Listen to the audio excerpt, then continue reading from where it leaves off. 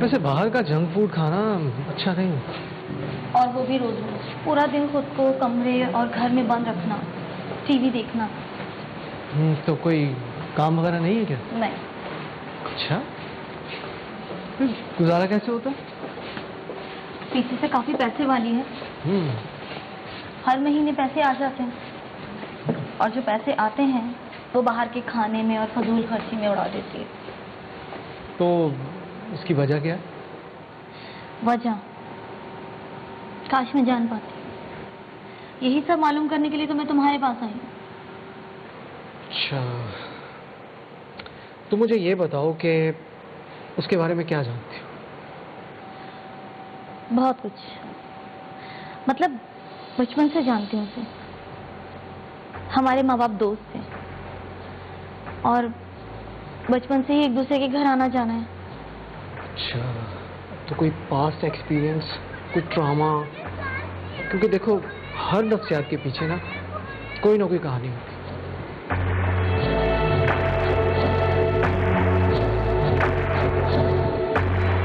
अगर आपका बचपने में कोई ऐसी चीज़ बार बार देख रहे हो, जैसे फैमिलीज का स्प्लिट होना है, मियाँ बीवी की तकरार है, लड़ाई झगड़ा है, और वो सारी चीज़ें अगर बच्चा देख रहे हो तो वो डिप्रेशन में तो जा ही सकता है। लेकिन मैं ये बोलूँगा यहाँ पे कि ऐसे लोगों की पर्सनैलिटी क्लैशेस बहुत आ रहे होते हैं, जिसको हम कह सकते हैं कि कोई पर्सनैलिटी डिसऑर्डर की तरफ जा रहा है। उसकी शख्सियत में खराबी आ सकती है और उसकी शख्सियत में किसी हद तक डिप्रेशन मुस्तकिल भी रह सकता है। तो एक डायग्नोसिस अलग हो गई और पर्सनैलिटी इश्यूज अलग हो गए, जिसका माजी में काफ़ी लंबा अमल।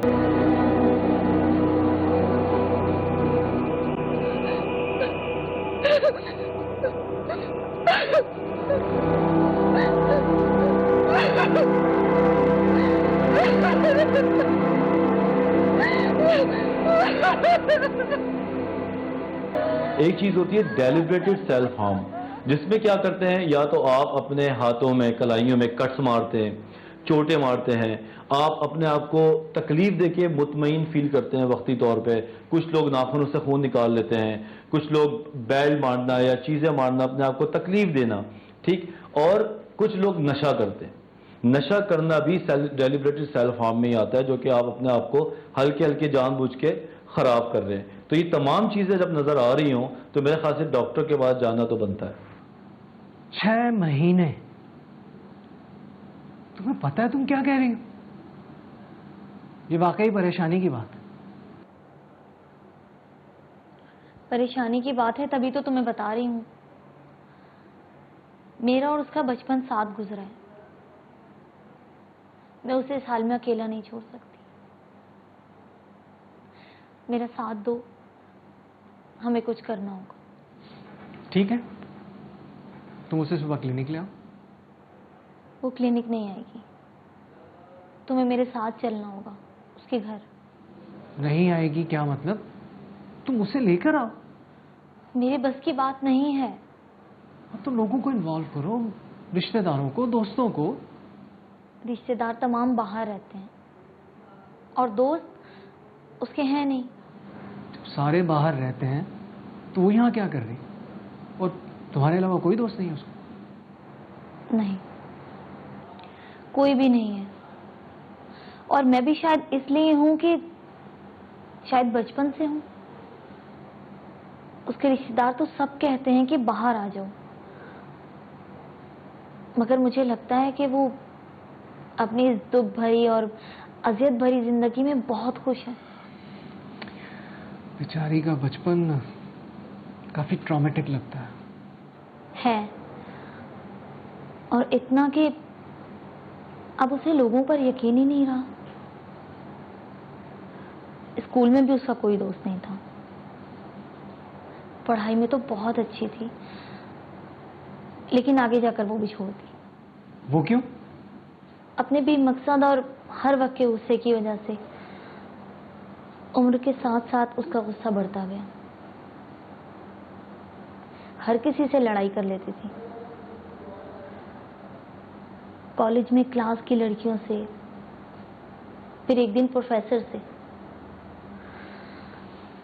फिर उसके बाद उसने पढ़ाई छोड़ दी। सुनो, तुम अभी उससे मिल सकते हो? इस वक्त? हाँ, एटलीस्ट उसे डायग्नोज करना तो शुरू करो। उसका घर करीब में ही है। अच्छा तो ठीक है, फिर चलते हैं।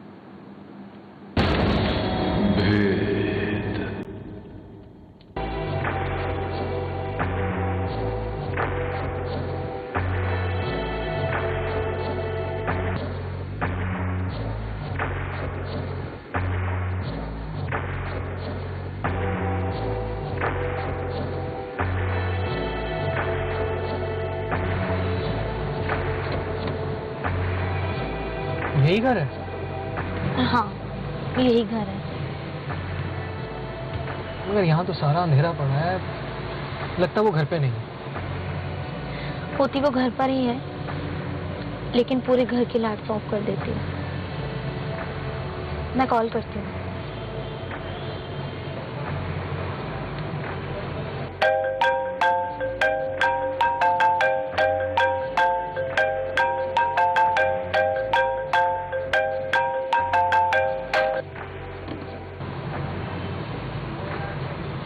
क्या हुआ? उसने कॉल काटी। इसका मतलब है वो घर में ही है।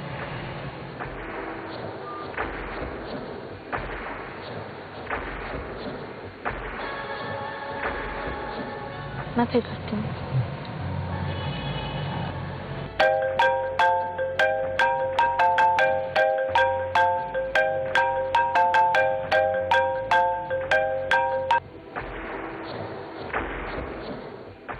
मैं इस वक्त बात नहीं कर सकती।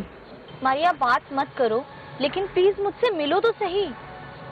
मैं तुम्हारे घर के बाहर ही खड़ी हूँ, दरवाजा खोलो। मैं घर पे नहीं हूँ, बाद में आना। मारिया, झूठ मत बोलो।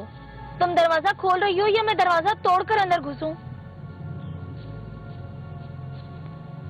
मारिया,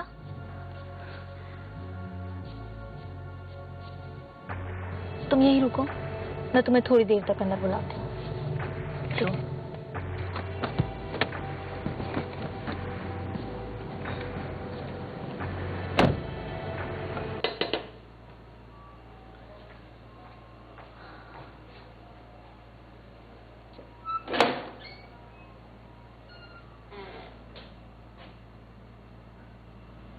तुमने खुद से मिलना इतना मुश्किल क्यों बना दिया?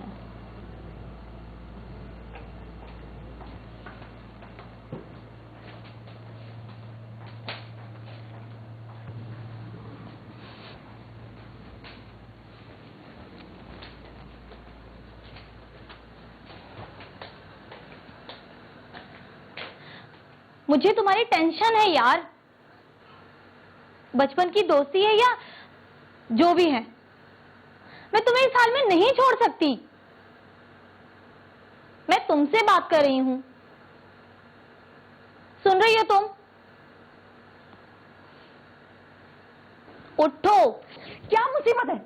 क्यों तंग कर रही हो? मैं वैसे ही बहुत परेशान हूँ। इसी परेशानी को तो हल करने के लिए मैं किसी को लेकर आई हूं।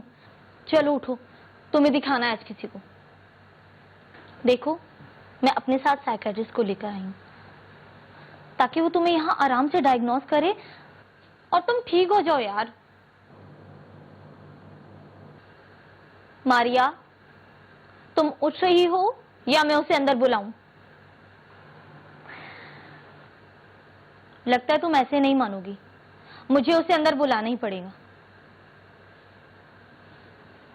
ठीक है, ऐसे तो ऐसे ही सही। अरे क्या कर रही हो तुम? पागल हो गई हो क्या? मैं पागल नहीं हुई, लेकिन तुम जरूर हो जाओगी अगर मेरी बात नहीं मानी तो। सैनम, मेरा दिमाग खराब मत करो। मुझे किसी से नहीं मिलना। मिलना तो पड़ेगा। अच्छा, पहले भी लोगों से मिली हूँ, क्या फायदा हुआ जो अब मिलके हो जाएगा? यार, तुम्हारी तबीयत बहुत ज्यादा खराब हो चुकी है, तुम्हें डायग्नोज करना बहुत जरूरी है।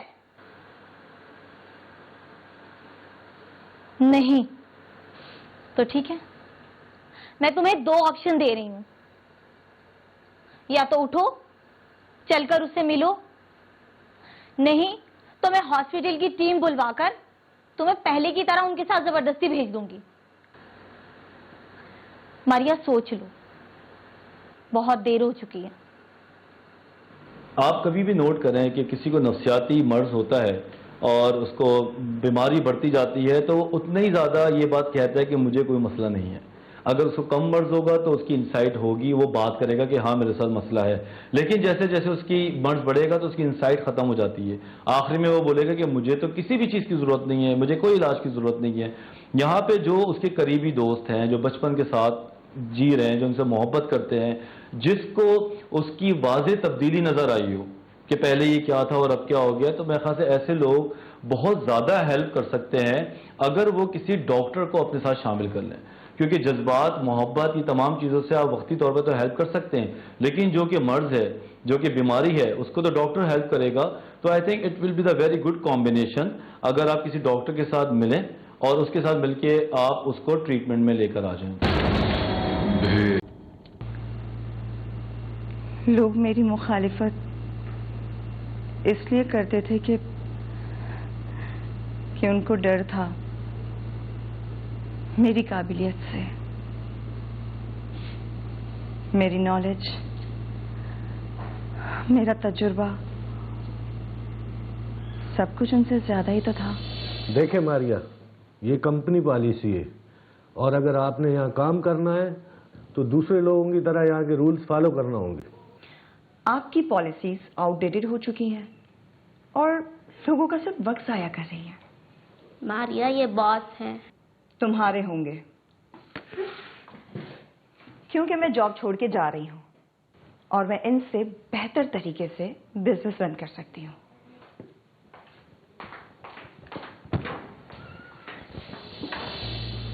वो जानते थे उनका कारोबार उनसे ज्यादा बेहतर तरीके से मैं चला सकती हूँ, और उन्हें डर था कि कहीं मैं उनसे ज्यादा तरक्की ना कर जाऊं। और तुम्हारे शादी ना करने की क्या वजह? मारिया, मैं काम के वक्त कैसे टाइम दूं तुम्हें? अच्छा, और मैं कैसे मान लूं कि तुम काम कर रहे थे? क्या मतलब? तुम फिर शक वाली बातें कर रही हो? अभी से तुम्हारा ख्याल है तो शादी के बाद क्या करोगी? तुम खत्म करना चाहते हो ना? मैं जानती थी। मैंने ऐसा कुछ नहीं कहा तुम्हें। ये मैं बोल रही हूं कि मैं खत्म करना चाहती हूं, क्योंकि मैं नहीं चाहती कि कोई भी मुझे फिर से दुख दे।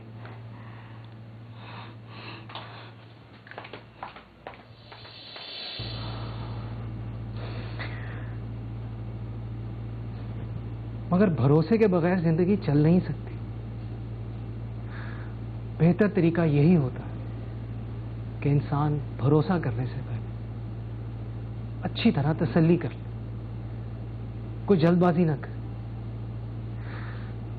अपने दिल में जो भी है वो अगले से बयान कर दे। क्योंकि अमूमन लोगों में ये प्रॉब्लम रहती है कि पहले वो अपनी एक्सपेक्टेशन क्लियर नहीं कर पाते और फिर बाद में अगले से शिकवा करते रहते हैं कि वो उनकी उम्मीदों पर पूरा नहीं उतरा। बात प्रायोरिटीज की है, कुछ बातें बोली नहीं समझी जाती है। लोग खुदगर्ज हो गए हैं और खुदगर्ज लोग मुझे बिल्कुल नहीं पसंद। मुझे उनसे सख्त नफरत है। मेरा बाप भी एक खुदगर्ज आदमी था और उसे अगर किसी चीज से मतलब था ना तो वो था उसका पैसा। मेरी जिंदगी में जितने भी मर्द आए ना, उन सबको सिर्फ काम से गरज थी। जभी तो मैंने उन्हें छोड़ दिया, इससे पहले कि वो मुझे छोड़ जाते।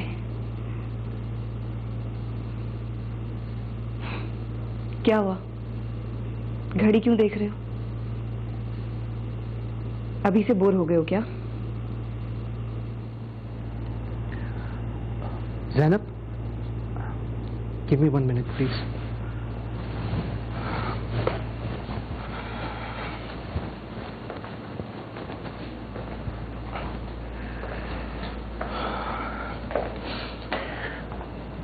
बॉर्डरलाइन पर्सनैलिटी डिसऑर्डर, ये इस कंडीशन का नाम है। इसमें पेशेंट अकेले रहने से डरता है और हर चीज उसे अनस्टेबल महसूस होती है। उसकी सोच, मूड, बिहेवियर, यहां तक कि अपनी शनाख्त, जिसकी वजह से वो अपने आप को नुकसान पहुंचाने की कोशिश करता है। हल और इलाज क्या है इसका? Medication and therapy. मेडिकेशन नहीं, मेडिकेशन से मारिया इनकारी है। वो कहती है कि दवाइयां उसके अंदर के एहसास को इस तरह मार देती हैं कि वो रो भी नहीं सकती। हमें कोई और हल तलाश करना होगा। फिर तो एक ही ऑप्शन है, डीबीटी, यानी डायलैक्टिकल बिहेवियर थेरेपी। डीबीटी? हाँ, जो बॉर्डरलाइन पर्सनालिटी डिसऑर्डर पेशेंट होते हैं उनके इलाज में काफ़ी मुफीद है, और जो लोग अपने आप को नुकसान पहुंचाने की कोशिश करते हैं उनके इलाज में भी काफ़ी कारआमद है। इसमें होता क्या है? I mean, इलाज कैसे करोगे? बातों से, उसे समझा के। ये एक प्रोसेस है जिसमें वक्त लगता है। इसमें क्लाइंट यानी मारिया और थेरेपिस्ट यानी मैं एक एक्सेप्टेंस और change oriented strategy and understanding के साथ काम करेंगे। ऐसे लोग बहुत ज्यादा सेंसिटिव होते हैं, छोटी छोटी बातों पर एक्सट्रीम रिएक्ट करते हैं और बाद में पछताते हैं। तुमने बिल्कुल ठीक पहचाना। मैंने भी यही बातें मारिया में नोट की हैं। लेकिन एक बात की खुशी है कि इसका इलाज मुमकिन है। मैं मारिया का इलाज करूंगा, उसकी मदद करूंगा कि उसकी सोच और उसका दिमाग बदल जाए, और ये वक्त और लगातार मेहनत, लगातार कोशिश के जरिए ही मुमकिन।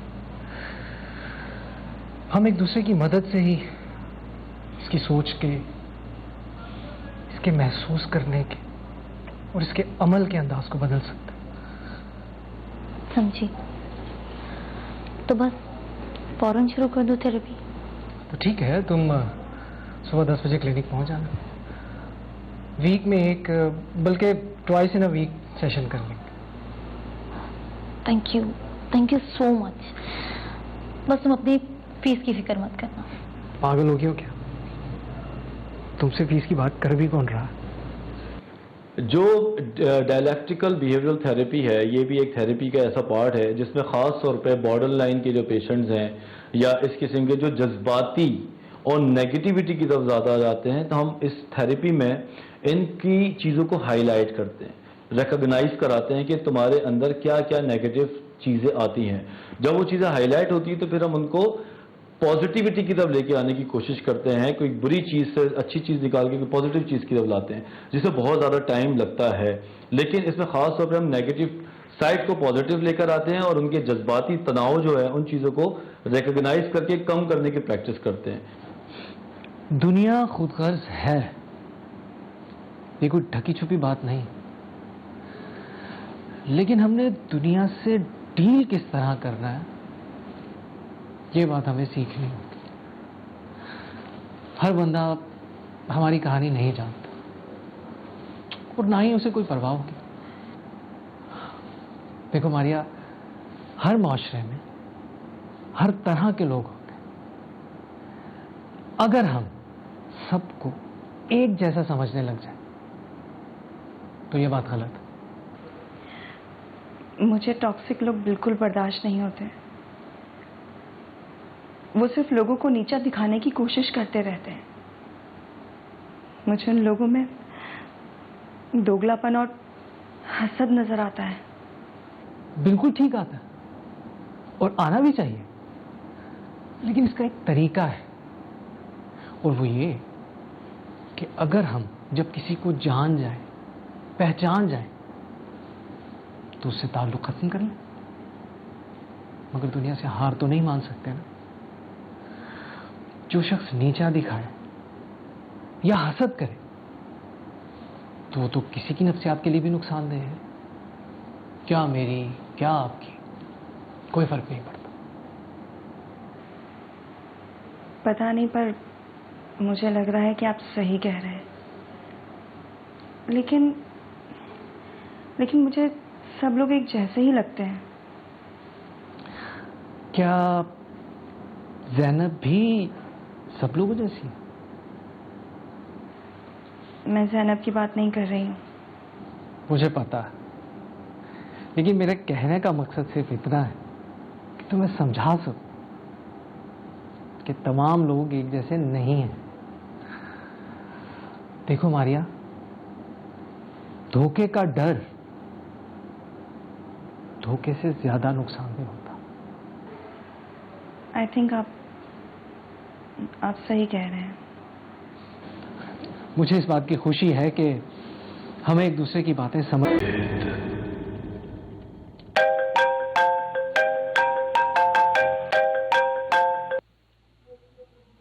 Hello Shahbaz, hello. Thank you so much. अभी मारिया की कॉल आई थी, उसे तुमसे मिलकर बहुत अच्छा लगा। अब वो थर्सडे को वापस आएगी। You are welcome. एक्चुअली मुझे भी महसूस हो रहा था कि मेरी बातें उसकी समझ में आ रही। एनीवेज, मैंने कुछ रूटीन की एक्सरसाइजेज उसे बताई हैं। अब मंडे को उससे फीडबैक लूंगा। हाँ, बता रही थी, कह रही थी कि आज से ही स्टार्ट करेगी। That's good. ज़ैनब, अगर यही कंसिस्टेंसी रही ना तो तुम बहुत जल्द उसमें बदलाव देखोगी, विद इन 2-3 मंथ्स। इंशाल्लाह। इंशाल्लाह। बस अब तुमने भी उसका ख्याल रखना है ताकि प्रॉपर ट्रीटमेंट चलता रहे और कामयाबी मिल जाए। अमूमन देखा गया है कि हम लोग कुछ शख्सियात में बटे हुए हैं। कोई एंटी सोशल है, कोई नार्सिसिस्टिक है, कोई बॉर्डर लाइन है, कोई ऑब्सेसिव कंपल्सिव पर्सनैलिटी है। ये एक लंबी कहानी है, लेकिन जो आज हम बात कर रहे हैं, जो फीचर्स आ रहे हैं, तो इसमें मैं ये बोलूँगा, may be it will be too early, लेकिन शायद ये बॉर्डर लाइन पर्सनैलिटी डिसऑर्डर है, जिसमें अभी दो बॉर्डर्स के बीच में, दो बॉर्डर्स पे रहता है। या तो वो बहुत अच्छा है, बहुत हाई फाई है, बहुत खुश है, बहुत ज़्यादा पुरतपाक हो रहा है, या वो फिर डिप्रेसिव स्लॉट में चला जाता है, अलूफ हो गया है, बैठ गया है, कमरे में बैठ गया है, एम्प्टीनेस है, मरने का दिल कर रहा है, कि किसी से बात करने का दिल नहीं चाह रहा, और फिर वो जनाब अपने उन जज्बात को, अपनी चीज़ों को ख़त्म करने के लिए दूसरी चीज़ों का सहारा लेता है। देखो मारिया, कोई भी इंसान जब तक अंदर से खुश नहीं होता किसी रिश्ते को निभा नहीं सकता। लेकिन मुझे पूरा यकीन है, आई एम डैम श्योर, कि जो स्टेप्स तुमने लिए हैं या जिस तरह तुम मेरी बातों पर अमल कर रही हो, तुम खुद में बहुत जल्द बदलाव देखोगी। अच्छा मारिया, अब से ना तुमने एक और चीज़ करनी है। मैं चाहता हूं कि तुम सोशल हो जाओ, लोगों में उठो बैठो, नेगेटिव पॉजिटिव वाइब ऑब्जर्व करो, रिएक्शन देखो लोगों के, और उसको किस तरह से डील करना है, उसकी इंटेंसिटी को हम देखें और उस पर हम डिस्कस करें। लेकिन बाहर निकलना अभी इतनी जल्दी? ज़ैनब के साथ किसी पार्क में, किसी सी साइड पे, या फिर ज़ैनब के ही किसी करीबी सर्कल में, जैसे मैंने तुम्हें बताया कि जहाँ से कोई बुरी वाइब आए और तुम उसे नोट करो, फिर हम उस पर डिस्कस करें।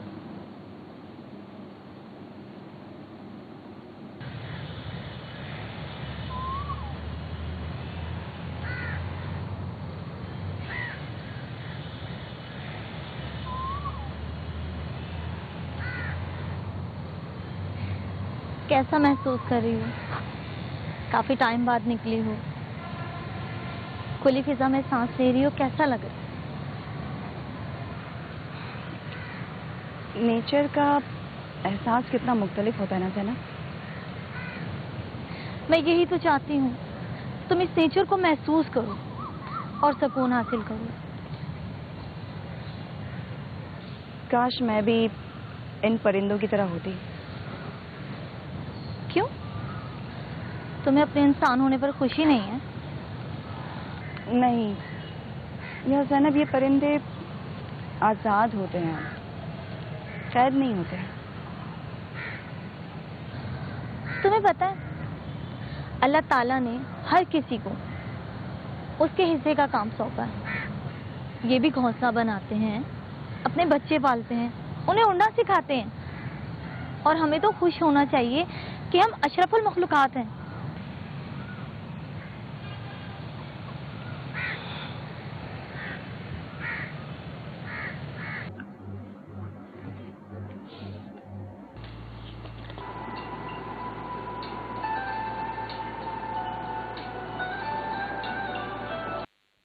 Hello, hello.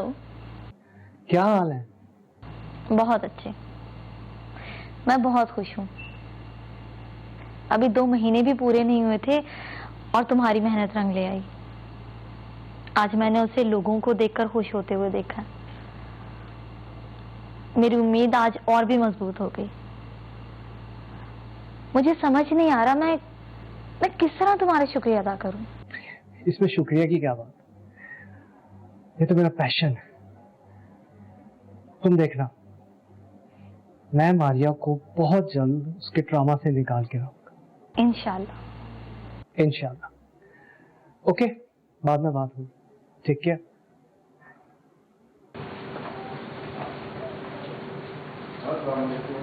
वालेकुम अस्सलाम।